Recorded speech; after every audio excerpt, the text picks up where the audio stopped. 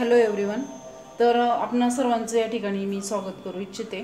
तर आज तुमच्यासाठी मी नवीन रेसिपी घेऊन आलेली आहे, ती म्हणजे खुरसणीची चटणी। आता हे खुरसणीची नुसते खुरसणीची चटणी नाही आहे, तर या ठिकाणी मी तळून 2 कुरडया टाकलेल्या आहेत आणि एक पापड टाकलेला, आपला उडदाचा पापड असतो तो टाकलेला आहे।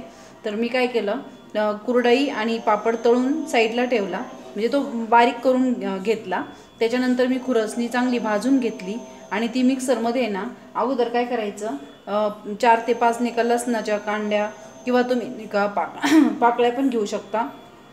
आणि मी या ठिकाणी पूर्ण एक लसणाची निका कांडी असते आपली ती मोठी, ती घेतलेली, त्यातल्या ती गावठी घेतलेली आहे। त्यानंतर मी 5 निका सुक्या वाळलेल्या मिरच्या घेतलेल्या आहे आणि चवीनुसार मीठ टाकलेलं होतं।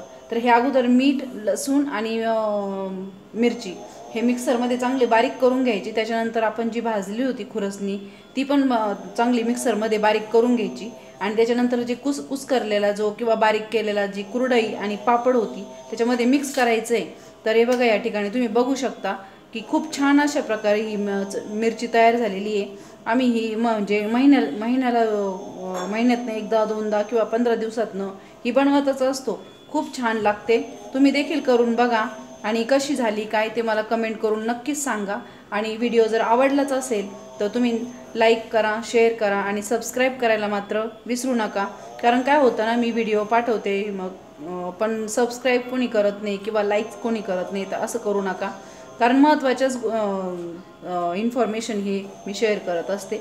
आणि ह्या चटणीला आहे ना शक्य म्हणजे जास्तीत जास्त फक्त 10 मिनिट लागतात, जास्त टाईम लागत नाही आहे। पण तुम्ही जर एकदा ट्राय करून बघितलंच तर नक्कीच तुम्हाला समजेल किती चविष्ट अशी ही चटणी आहे।